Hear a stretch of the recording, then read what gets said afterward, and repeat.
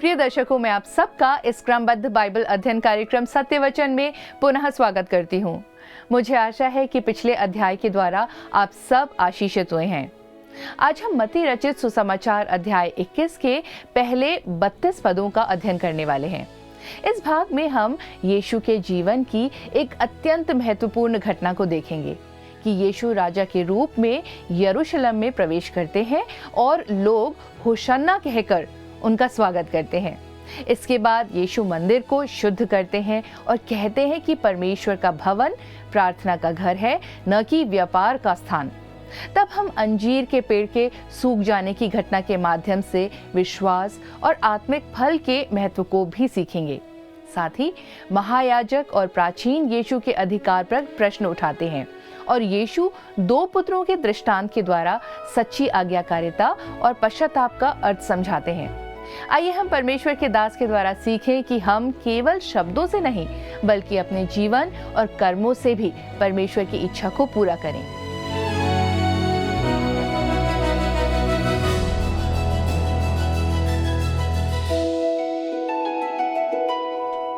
प्रिय मित्रों, एक बार फिर से हमारे प्रभु यीशु मसीह के पवित्र और सामर्थी नाम में आप सभी को मेरा प्रेम भरा नमस्कार।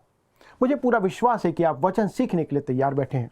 पिछले अध्ययन में हमने बारी के मजदूरों का दृष्टांत, एक माँ की विनती, 2 अंधों की चंगाई और प्रभु यीशु मसीह के द्वारा अपनी मृत्यु की फिर से घोषणा को देखा था।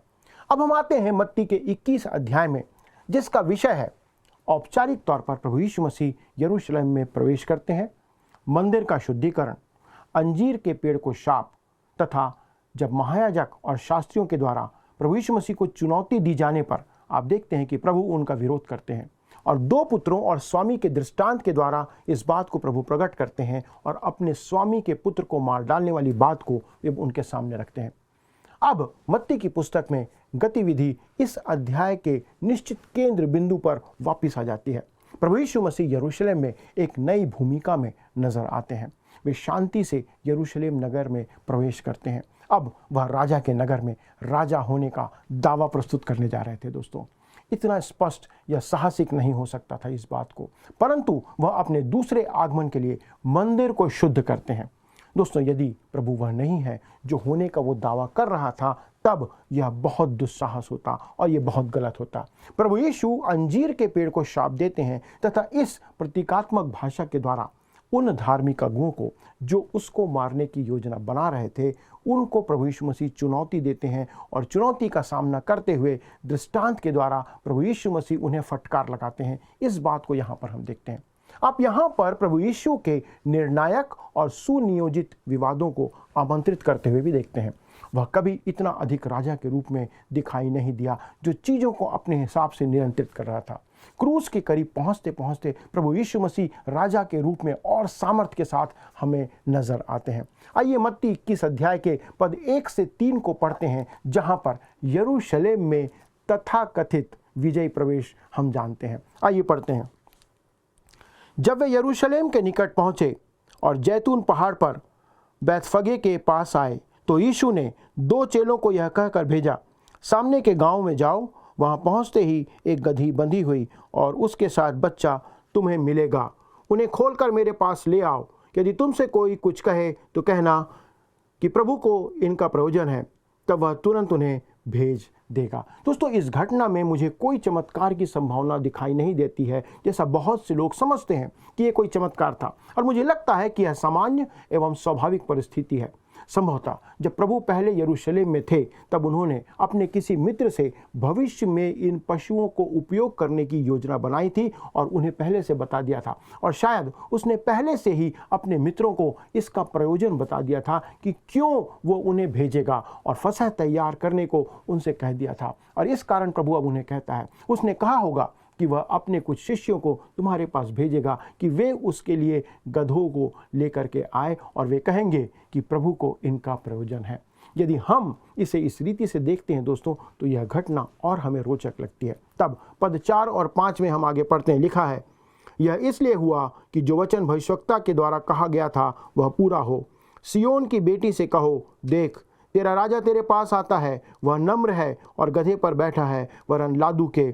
बच्चे पर। दोस्तों यह पद जकरिया नबी की पुस्तक 9 अध्याय के पद 9 का उद्धरण है, जहां पर ऐसे ही लिखा है, हे सिय्योन बहुत ही मगन हो, हे यरूशलेम जय जयकार कर, क्योंकि तेरा राजा तेरे पास आएगा, वह धर्मी और उद्धार पाया हुआ है, वह दीन है और गधे पर वरन गधी के बच्चे पर चढ़ा हुआ आएगा। मित्रों, मत्ती के कथन का ध्यानपूर्वक अवलोकन करने पर यहाँ पर पता चलता है कि मत्ती जकरिया की कुछ बातों को छोड़ देता है, पूरा वो दोहराता नहीं है। जैसा लिखा है, हे सिय्योन बहुत ही मगन हो, छोड़ दिया जाता है। पर क्यों छोड़ दिया जाता है इस बात को? क्योंकि इस समय प्रभु यरूशलेम में आनंद मनाने के लिए नहीं आ रहे थे, वो आनंद के लिए नहीं आते हैं। यह आनंद का समय उसके दूसरे आगमन का समय होगा, जब प्रभु यीशु मसीह आगमन इस प्रकार से करेंगे। साथ ही दोस्तों, वह धर्मी और उद्धार पाया हुआ है, यह बात भी छोड़ दी गई है दोस्तों। उसका कारण है कि उद्धार का संदर्भ विजय से है, जो प्रभु यीशु मसीह के दूसरे आगमन पर पूरा होने जा रहा है। मित्रों, इन पदों से निष्कर्ष निकलता है कि जब प्रभु यीशु मसीह का दूसरा आगमन होगा, तब ही यरूशलेम में प्रभु यीशु मसीह का वास्तविक विजय प्रवेश होगा, जैसा हम सब नहीं जानते हैं। दोस्तों, ऐसा माना जाता है कि हमारे प्रभु इस समय उस गधे की सवारी के द्वारा अपनी नम्रता को प्रदर्शित कर रहे थे, जो सही नहीं है। इन पशुओं पर राजा सवारी किया करते थे। दोस्तों, आज के समय में हम इसकी तुलना बहुत ही उच्च कोटि की किसी कार की सवारी से कर सकते हैं। उस प्रकार हमारे प्रभु प्रवेश करते हैं। गधे की सवारी शांति का और घोड़े की सवारी युद्ध का प्रतीक था। दोस्तों, प्रभु यीशु मसीह गधे पर सवार होकर यरूशलेम में प्रवेश करके स्वयं को शांति के राजा के रूप में प्रकट करते हैं और प्रस्तुत करते हैं। दोस्तों, इसकी सच्चाई जानते हुए कि भविष्यवक्ता कहता है कि वह नम्र है, जिसे देखना बहुत ही महत्वपूर्ण है। तब पद 6 से 9 में आगे लिखा हुआ है, चेलों ने जाकर जैसा यीशु ने उनसे कहा था वैसा ही किया, और गधी और बच्चे को लाकर उन पर अपने कपड़े डाले और वह उन पर बैठ गया। तब बहुत से लोगों ने अपने कपड़े मार्ग में बिछाए और अन्य लोगों ने पेड़ों की डालियां काटकर मार्ग में बिछाई। जो भीड़ आगे आगे जाती और पीछे पीछे चलती जाती थी, पुकार पुकार कर कहती थी, दाऊद के संतान को होशन्ना, धन्य वह जो प्रभु के नाम से आता है, आकाश में होशन्ना। दोस्तों, ऐसा संभव है कि वह इस मार्ग से पहले कभी यरूशलेम में प्रवेश ना किया हो। दोस्तों, यह बात हम यूहन्ना के सुसमाचार में आगे जाकर के देखेंगे, तब मैं इस बात को आपके सामने रखूंगा। मेरे विचार में प्रभु अक्सर शांति से भेड़ फाटक से यरूशलेम में आया करते थे, जिस फाटक से बलिदान के पशु लाए जाते थे। परंतु इस बार प्रभु यीशु मसीह राजा के समान यरूशलेम में प्रवेश करते हैं। जो उसके साथ थे वे उसे राजा के रूप में स्वीकार करते हुए देखे जाते हैं। यह उनके लिए अवसर था कि वे स्वीकार करें या फिर उसका इनकार करें। हमारे जीवन में ऐसा समय आता है जब हमें निर्णय लेना पड़ता है। आपको भी इस बात को स्वीकार करना पड़ेगा और निर्णय लेने की हमारे जीवन में आवश्यकता है। तब पद 10 और 11 में आगे लिखा हुआ है, जब उसने यरूशलेम में प्रवेश किया तो सारे नगर में हलचल मच गई और लोग कहने लगे, यह कौन है? लोगों ने कहा, यह गलील के नासरत का भविष्यवक्ता यीशु है। दोस्तों, हमारे प्रभु का अंतिम बार यरूशलेम में प्रवेश जो है, ये बाध्य करता है कि उसके दावों को वे स्वीकार कर लें, और वो उन्हें अवसर देता है। पद 12 और 13 में हम आगे जाकर के देखते हैं कि प्रभु यीशु मसीह दूसरी बार यरूशलेम के मंदिर का शोधन करते हैं। आइए पढ़ते हैं मत्ती 21 उसके 12, जहाँ पर लिखा है, यीशु ने परमेश्वर के मंदिर में जाकर उन सब को जो मंदिर में लेन देन कर रहे थे निकाल दिया और सराफों के पीढ़े और कबूतर बेचने वालों की चौकियां उलट दी और उनसे कहा, लिखा है, मेरा घर प्रार्थना का घर कहलाएगा, परंतु तुम उसे डाकुओं की खोह बनाते हो। दोस्तों, क्या प्रभु यहाँ पर बहुत कठोर भाषा का प्रयोग नहीं कर रहे हैं? आप इस बात को समझ सकते हैं। अब मैं आपका ध्यान उस तथाकथित विजय प्रवेश की सच्चाई पर लाना चाहता हूं, केंद्रित करना चाहता हूं। मैं नहीं सोचता कि हम इस प्रवेश को विजय प्रवेश कह सकते हैं, क्योंकि यिर्मयाह नबी की भविष्यवाणी का कुछ ही भाग इस समय पूरा होता है और हमने इसे देखा था। हमारे प्रभु यरूशलेम नगर इसलिए आए ताकि वह उद्धारकर्ता बन सके आपके और मेरे। वह अंतिम बार स्वयं को सामूहिक तौर पर लोगों के सामने प्रकट कर रहे थे। और जब आप चारों सुसमाचार के लेखों को एक साथ पढ़ते हैं और उस पर ध्यान देते हैं, तो आप पाएंगे कि वे एक मिश्रित तस्वीर या चित्र यहाँ पर प्रस्तुत करते हैं। जिसका प्रत्यक्ष निष्कर्ष निकलता है कि उन्होंने सिर्फ एक ही दिन नगर में प्रवेश नहीं किया था, परंतु 3 अलग अलग दिन प्रभु यीशु मसीह यरूशलेम में प्रवेश करते हैं। ये बात यहाँ पर प्रकट की गई है। पहली बार सबत के दिन, शनिवार को। उस दिन वहाँ पर पैसों का लेन देन करने वाले नहीं थे और उसने चारों ओर देखा और वहाँ से प्रभु लौट जाते हैं। जैसा मरकुस 11 अध्याय के पद 11 में लिखा है, वह यरूशलेम पहुंचकर मंदिर में आया और चारों ओर सब वस्तुओं को देखकर 12 के साथ बैतनिय्याह गया, क्योंकि सांझ हो गई थी। दोस्तों, वह उस दिन वह एक याजक की तरह वहाँ पर प्रवेश करता है। तब दूसरी बार दूसरे दिन वह रविवार के दिन वहाँ आता है, जो कि सप्ताह का पहला दिन था। उस दिन वहाँ पैसों का लेन देन करने वाले थे। तब उसने मंदिर को शुद्ध किया दोस्तों, जैसा हमने पढ़ा है, जैसा पद 12 और 13 में लिखा हुआ है। और उस दिन वह एक राजा के समान वहाँ पर प्रवेश करता है। इसके बाद तीसरी बार प्रभु सोमवार को यरूशलेम में प्रवेश करते हैं, जो सप्ताह का दूसरा दिन था। उस दिन उसने यरूशलेम के लिए विलाप किया। तब मंदिर में प्रवेश करके लोगों को उसने शिक्षा दिया, उन्हें चंगा किया। इस बात को आप लूका रचित सुसमाचार 19 अध्याय के पद 41 से 44 में और पद 47 से 48 में ही आप पढ़ सकते हैं। उस दिन प्रभु ने एक भविष्यवक्ता के रूप में वहाँ प्रवेश किया था। तो ये 3 प्रवेश हैं और 3 प्रकार से प्रभु यीशु मसीह आते हैं, अपनी 3 भूमिका को प्रकट करते हैं। दोस्तों, जब हम मत्ती, मरकुस और लूका के इन 3 अभिलेखों की तुलना करते हैं तो हमें पता चलता है कि वे तीनों 3 अलग अलग प्रवेश का उल्लेख करते हैं। दोस्तों, मेरा भी यही विश्वास है कि हमारे प्रभु यीशु मसीह ने 3 अलग अलग दिन, 3 अलग अलग भूमिका में यरूशलेम में प्रवेश किया, याजक, राजा और भविष्यवक्ता के रूप में। परंतु उसने किसी दिन वहाँ पर रात नहीं बिताई, केवल वह दिन को जाता था और रात को या शाम को लौट आता था। जब तक उसे पकड़ा ना गया तब तक प्रभु ने वहाँ पर रात नहीं बिताई। स्मरण रखें दोस्तों कि तथाकथित विजय प्रवेश एक चौराहे पर समाप्त हो जाता है, परंतु वह दूसरी बार एक विजेता के रूप में आने वाला है। इब्रानियों की पत्री का लेखक इब्रानियों की पत्री 9वें अध्याय के पद 28 में इस बात को ऐसे लिखता है, वैसे ही मसीह भी बहुतों के पापों को उठा लेने के लिए एक बार बलिदान हुआ, और जो लोग उसकी बाट जोहते हैं उनके उद्धार के लिए दूसरी बार बिना पाप उठाए दिखाई देगा। इस बात को यहाँ पर प्रकट करता है। जकरिया के 14वें अध्याय के पद 4 में भी यही लिखा हुआ है कि उसके दूसरे आगमन पर वह अपने पांव जैतून के पर्वत पर धरेगा, और तब जब वह यरूशलेम के नगर में प्रवेश करेगा वह उसका वास्तविक विजय प्रवेश होगा। दोस्तों, हम इन 3 प्रवेशों को विजय प्रवेश नहीं कह सकते, क्योंकि अभी वह आपके और मेरे पापों के लिए मरने के लिए उस क्रूस के मार्ग पर था। वह क्रूस की ओर बढ़ रहा था, जो कि यरूशलेम से होकर के जाता है। मंदिर के शुद्धिकरण के बाद दोस्तों बहुत से लोग प्रभु के पास सहायता के लिए आए। पद 14 में हम इस बात को पढ़ते हैं, लिखा है, तब अंधे और लंगड़े मंदिर में उसके पास आए और उसने उन्हें चंगा किया।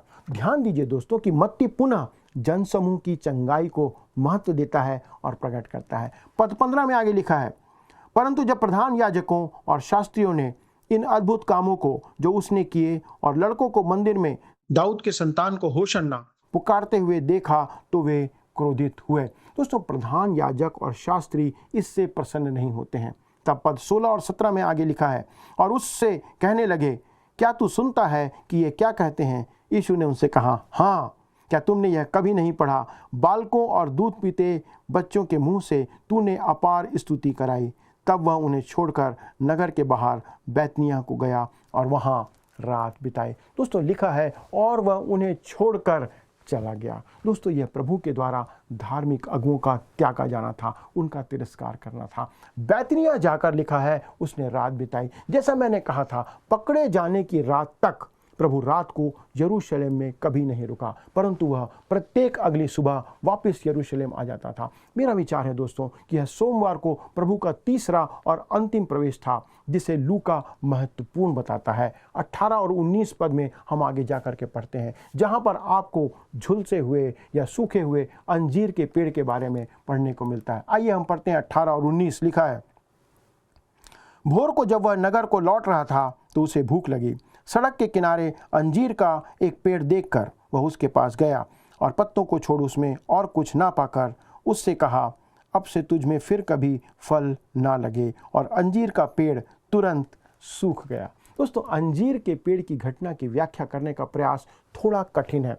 लोग अंजीर के पेड़ को अनेक बातों का प्रतीक मानते हैं, परंतु मेरा मानना है कि अंजीर का पेड़ इस्राएल का प्रतीक है और इसके अतिरिक्त और कुछ नहीं। जैसा हम मत्ती 24 अध्याय में आगे जाकर के देखेंगे, कम से कम हम पूरे विश्वास के साथ यह कह सकते हैं कि जब प्रभु इस संसार में आया तो इस्राएल राष्ट्र में कोई फल नजर नहीं आया उसे। दोस्तों, वह सिर्फ कर्मकांड, बेजान धर्म के पीछे पत्तों के समान ही दिख रहे थे। प्रभु यीशु ने इस बात की निंदा की जो यहाँ पर प्रकट होता है। इस्राएल राष्ट्र ने धर्म के बाहरी रूप को अपना लिया था, उस आवरण में वो जीवन जी रहे थे, लेकिन उनमें कोई शक्ति नहीं थी, उनमें कोई आत्मिकता नहीं थी, परमेश्वर के साथ उनका कोई संबंध नहीं था। उन्होंने परमेश्वर के द्वारा दी गई विधियों को एक मृत बेजान कर्मकांड में बदल दिया था और वो केवल रीति विधि निभा रहे थे जिसमें कोई जीवन या शक्ति नहीं थी और ना ही वे परमेश्वर के उद्देश्य को पूरा कर रहे थे।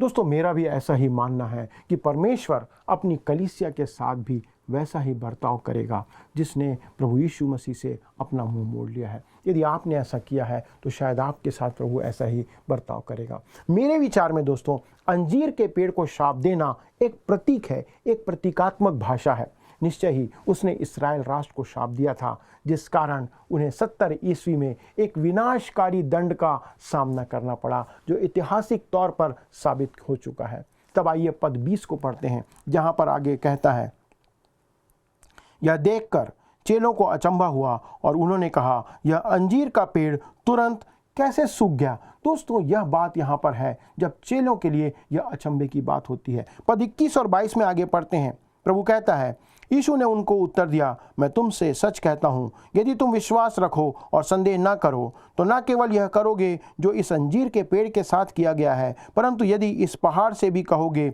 उखड़ जा और समुद्र में जा पड़ तो यह हो जाएगा। दोस्तों, यही बात आगे वो कहता है, पद 22 में भी लिखा है, और जो कुछ तुम प्रार्थना में विश्वास से मांगोगे वह सब तुमको मिलेगा। मित्रों, प्रभु यीशु मसीह उन्हें प्रार्थना के बारे में एक शिक्षा दे रहे थे कि प्रार्थना में विश्वास का होना आवश्यक है। उन्हें आश्चर्य हुआ कि अंजीर का पेड़ सूख गया और प्रभु उनसे कहते हैं कि उनकी समस्या ये है कि उनके पास यह भरोसा करने के लिए विश्वास नहीं है, उनके पास विश्वास करने के लिए विश्वास नहीं है कि परमेश्वर ऐसा चमत्कार कर सकता है। मैं पूर्ण रीति से विश्वास करता हूँ कि अंजीर के पेड़ को शाप देना और पहाड़ों को हटाना हमारा काम नहीं है। भजन संहिता 121 पद 1 और 2 में भजनकार कहता है, मैं अपनी आंखें पर्वतों की ओर लगाऊंगा, मुझे सहायता कहाँ से मिलेगी। मैं नहीं सोचता दोस्तों कि वो कहना चाह रहा था कि उसको सहायता पहाड़ों से मिलती है, क्योंकि आगे वो क्या लिखता है भजनकार, मुझे सहायता यहोवा की ओर से मिलती है जो आकाश और पृथ्वी का करता है। मित्रों, हमने ना तो अंजीर को शाप देना है ना हमें पहाड़ों को हटाना है, क्योंकि हमारे पास उससे बहुत बड़ा और बहुत अधिक कार्य है और वो है मसीह का सुसमाचार लोगों को सुनाना, परमेश्वर का वचन सुनाना, ताकि परमेश्वर का आत्मा उसे उपयोग कर सके। ये बड़ा काम हमें दिया गया है। दोस्तों, यह एक बड़ा चमत्कार है जब इन नाश्वर होठों के द्वारा, हमारे नाश्वर होठों से हम कहे गए वचनों का उपयोग करते हैं और परमेश्वर इस वचन का उपयोग करके आत्मिक जीवन में लोगों को बदल देता है, लोगों का जीवन में आत्मा आ जाती है। ये है बड़ा काम और मुझे उस प्रकार के विश्वास की आवश्यकता है दोस्तों, जो यहाँ पर कहा गया है कि हम इस वचन को सुनाने का काम करें। जिस विश्वास की हमें आवश्यकता है वो ये है कि परमेश्वर अपने वचन का उपयोग कर सकता है और करेगा आपके और मेरे द्वारा। जब हम इस वचन को सुनाते हैं तो लोगों का जीवन बदलता है। ये है बड़ा आश्चर्य कर्म जो यहाँ पर प्रभु बता रहे हैं। अब हम आते हैं यीशु के अधिकार पर प्रश्न। फिर से दोस्तों, धार्मिक अगुवे यीशु को चुनौती देते हैं। आइए पढ़ते हैं मत्ती 21 अध्याय पद 23।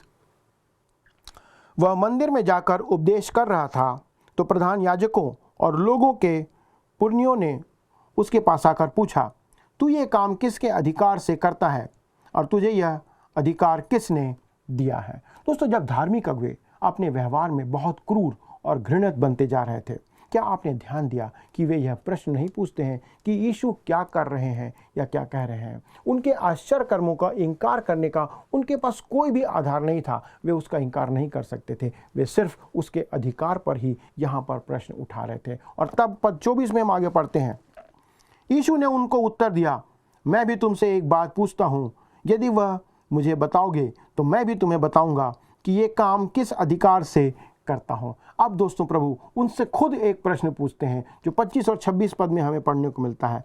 यूहन्ना का बपतिस्मा कहाँ से था, स्वर्ग की ओर से या मनुष्यों की ओर से? तब वे आपस में विवाद करने लगे। यदि हम कहें स्वर्ग की ओर से, तो वह हमसे कहेगा कि फिर तुमने उसका विश्वास क्यों ना किया, और यदि कहें मनुष्यों की ओर से, तो हमें भीड़ का डर है, क्योंकि वे सब यूहन्ना को भविष्यवक्ता मानते हैं। दोस्तों, आप देख सकते हैं कि वे धार्मिक अगुवे उसे दुविधा में डालने के द्वारा स्वयं ही फंस जाते हैं। वे उसे फंसाने का प्रयास कर रहे थे, लेकिन शीघ्र ही प्रभु उन्हें दुविधा में डाल देता है और उनसे कहता है, मैं भी तुमसे एक बात पूछता हूँ, यदि तुम मुझे उसका उत्तर दोगे तो मैं भी तुम्हें बताऊंगा कि मैं किस अधिकार से ये काम करता हूँ। यूहन्ना का बपतिस्मा किसकी ओर से था, स्वर्ग से या मनुष्यों की ओर से? यदि वे कहते कि यह स्वर्ग से था, तो वो हमारे प्रभु से कहता होता कि मैं भी उसी अधिकार के साथ काम करता हूँ। इस प्रकार से वे उसे उत्तर ना दे सके। दोस्तों, वे यूहन्ना के अधिकार को स्वर्ग के अधिकार के रूप में स्वीकार नहीं करते थे। उसी प्रकार वे प्रभु यीशु मसीह के अधिकार को भी स्वीकार करना नहीं चाहते थे और नहीं करते हैं। तब पद 27 में हम आगे पढ़ते हैं, लिखा है, अतः उन्होंने यीशु को उत्तर दिया, हम नहीं जानते। उसने भी उनसे कहा, तो मैं भी तुम्हें नहीं बताता कि ये काम किस अधिकार से करता हूँ। दोस्तों, इन परिस्थितियों में निर्मित तनाव का आप अनुमान लगा सकते हैं। ये तनाव बढ़ता जा रहा था। प्रभु यीशु मसीह धार्मिक अगुओं की अत्यंत कठोर निंदा करने पर आ चुके थे और वो कर रहे थे। वे एक दृष्टांत देने जा रहे थे अब, जिसमें वे चुंगी लेने वाले और वेश्याओं को भी उनके ऊपर या उनसे बेहतर प्रकट करते हैं, तथा यीशु के इस दोष लगाने के द्वारा से इस दोषारोपण को अनदेखा आप नहीं कर सकते। प्रभु इन दो व्यक्तियों के विरोध में कहते हैं कि वो क्या कहने जा रहे हैं। तब हम दो पुत्रों का दृष्टांत देखते हैं, जो पद 28 से 31 में हमें मिलता है। आइए हम पढ़ते हैं।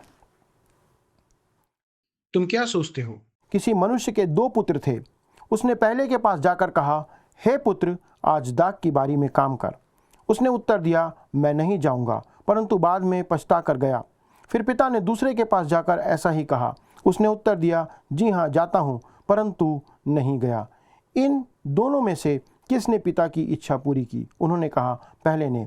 यीशु ने उनसे कहा, मैं तुमसे सच कहता हूँ कि महसूल लेने वाले और वेश्याएं तुमसे पहले परमेश्वर के राज में प्रवेश करते हैं। दोस्तों, यहाँ पर एक दृष्टांत जो है, ये धार्मिक अगुओं का भयानक अपमान था जो प्रभु यहाँ पर कह रहे हैं। यीशु उन्हें दूसरे पुत्र के साथ जोड़ते हैं, जिसने कहा था कि वह अपने पिता का काम करेगा, परंतु उसने नहीं किया। प्रभु कर लेने वाले और वेश्याओं को, इन लोगों से धार्मिक स्तर पर ऊंचा स्थान प्रदान करते हैं। दोस्तों, यह दृष्टांत आज के समय पर भी लागू होता है। आपके और मेरे समय में बहुत से लोग कलीसिया से आज जुड़े हुए हैं। वे धर्मी हैं और वे सोचते हैं कि वे मसीह में हैं, परंतु दोस्तों, वास्तव में वे प्रभु यीशु मसीह में नहीं हैं। वे अपनी कलीसिया की धार्मिक विधियों का पालन कर सकते हैं और सिद्धांतों पर मानसिक सम्मति या अपने विचार दे सकते हैं, परंतु वे तब तक सही विश्वासी कभी नहीं हो सकते जब तक कि उनके जीवन में कोई परिवर्तन नहीं आ जाता। दूसरा कुरिन्थियों 5वां अध्याय पद 17 में यही लिखा है, इसलिए यदि कोई मसीह में है तो वह नई सृष्टि है, पुरानी बातें बीत गई, देखो सब बातें नई हो गई हैं। चुंगी लेने वाले और वेश्याएं अपने पापों को मानकर उद्धार पाने के लिए प्रभु यीशु मसीह के पास आने लगे थे, और पहले दोस्तों, उन्होंने परमेश्वर को नहीं परंतु अपने जीवन को उन्हें दे दिया। परंतु देरी से ही सही वे उसके पास तो आए और उसको उन्होंने अपना उद्धारकर्ता स्वीकार किया। वे अपने पापों से पश्चाताप करके उसके पास आते हैं और प्रभु यीशु मसीह उन्हें स्वीकार कर लेता है। यही बात यहाँ पर प्रभु प्रकट कर रहे हैं कि धार्मिक अगुवे इस बात को नहीं मान रहे थे। तब पद 32 में हम आगे पढ़ते हैं, लिखा हुआ है, क्योंकि यूहन्ना धर्म का मार्ग दर्शाते हुए तुम्हारे पास आया और तुमने उसका विश्वास ना किया, पर महसूल लेने वालों और वेश्याओं ने उसका विश्वास किया, और तुम यह देखकर बाद में भी ना पछताए कि उसका विश्वास कर लेते। दोस्तों, धार्मिक अगुवे बाहर से धर्म से सजे धजे थे, परंतु अंदर से वे खाली थे, खोखले थे। जब एक व्यक्ति प्रभु यीशु मसीह को अपने उद्धारकर्ता के रूप में स्वीकार करता है, तो आंतरिक भाग का केवल बदलाव नहीं होता है, परंतु बाहर का भी बदलाव होता है। आंतरिक भाग ना केवल फिर से सजाया जाता है, परंतु इसे नया बना दिया जाता है। आपका अंदर से जीवन जो है वो नया बन जाता है। दोस्तों, आप प्रभु एक और दृष्टांत देते हैं, जिसे हम आगे चल करके देखेंगे, अगले अध्ययन में देखेंगे। परंतु हमें इस बात को आज याद रखना है कि प्रभु के पास हर किसी के लिए क्षमा का प्रावधान है। यदि आज आपको पापों की क्षमा चाहिए, यदि आप गलत मार्ग पर चल रहे हैं, प्रभु आज आपको क्षमा करना चाहता है। अगर वह व्यक्ति या आप अपने पापों से पश्चाताप करके प्रभु यीशु मसीह के पास आते हैं, क्या आज आप प्रभु यीशु के पास आना चाहते हैं, पापों की क्षमा प्राप्त करना चाहते हैं, क्योंकि वो आपके लिए क्रूस पर चढ़ाया गया था। आइए प्रार्थना के साथ समाप्त करें।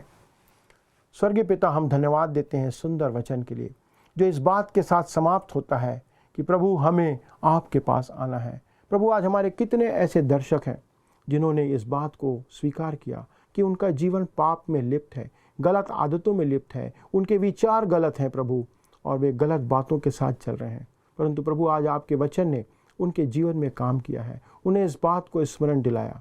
हो सकता है कि वे धार्मिक रीति विधि में और इन बातों में लिप्त हों, परंतु वे आपके साथ नहीं हैं प्रभु। पापों की क्षमा उन्होंने अब तक यदि प्राप्त नहीं किया है, और यदि वे आज आपके पास आ रहे हैं प्रभु, उन पर दया करें, क्षमा करें प्रभु, हम पर दया करें प्रभु। हमें आपके दया की आवश्यकता है प्रभु। आपके बेटे प्रभु यीशु ख्रीस्त के नाम से इस विनती को मांगते हैं, सुने और अपनी महिमा के लिए ग्रहण करें। आमीन। प्रिय मित्रों, क्या आपके पास आज के अध्ययन पर कोई प्रश्न है या किसी विषय को और आप गहराई से जानना चाहते हैं तो कृपया फ़ोन के द्वारा हमसे संपर्क करें। दोस्तों, मैं बार बार आपसे निवेदन करता हूं, और उसका कारण यही है क्योंकि हम आपके फ़ोन की अपेक्षा करते हैं, जिससे हमें पता चलता है कि क्या वचन आपके जीवन में किस रीति से काम कर रहा है। अगले प्रसारण तक परमेश्वर का अनुग्रह, उसकी दया, उसकी क्षमा आप पर और आपके पूरे परिवार पर बनी रहे। प्रभु आपको आशीष दे। प्रिय मित्रों, आज के अध्ययन से हमने सीखा कि यीशु केवल एक शिक्षक नहीं, बल्कि प्रतिज्ञा किए हुए राजा और परमेश्वर के पुत्र हैं। यरूशलेम में उनका प्रवेश ये प्रकट करता है कि वे नम्रता और शांति के राजा हैं। मंदिर की शुद्धि हमें याद दिलाती है कि परमेश्वर पवित्रता और सच्ची आराधना चाहते हैं। अंजीर के पेड़ की घटना हमें आत्मिक फल लाने और विश्वास में दृढ़ रहने की शिक्षा देती है। दो पुत्रों का दृष्टांत ये स्पष्ट करता है कि केवल बातें करना पर्याप्त नहीं, बल्कि परमेश्वर की इच्छा को मानना और उसके अनुसार जीवन जीना आवश्यक है। तो आइए हम अपने हृदय को जांचें कि क्या हम वास्तव में परमेश्वर की आज्ञा का पालन कर रहे हैं। पिछले प्रश्न का उत्तर है ए, उसकी विश्वास योग्यता। एक विश्वासी का पुरस्कार उसकी विश्वास योग्यता पर निर्भर करता है। आज के अध्ययन पर आधारित प्रश्न है, प्रभु यीशु मसीह ने अपने अंतिम सप्ताह में कितनी बार यरूशलेम में प्रवेश किया था? ए, 1 बार, बी, 2 बार, सी, 3 बार या डी, 4 बार? मित्रों, इस प्रश्न का उत्तर हमें कल सुबह 6 बजे से पहले विकल्प ए, बी, सी या डी के साथ अपना नाम, पता, स्थान के साथ 9651433397 96514 33397 पर SMS या WhatsApp करें। मित्रों, यदि आप इस अध्ययन को दोबारा सुनना चाहते हैं तो स्क्रीन पर दिए वर्ड रिसाउंड्स टुडे हिंदी लिखकर आप हमारे YouTube पर सुन सकते हैं। अधिक जानकारी और प्रार्थना के लिए आप दिए गए नंबर 9651433397 96514 33397 पर कॉल करें। हमारे परामर्शदाता आपकी सहायता के लिए सदैव तत्पर हैं। प्रभु आप सभी को आशीष दे। क्या आपको यह कार्यक्रम पसंद आया? अभी हमें एक मिस कॉल करें और आप अगले विजेता हो सकते हैं।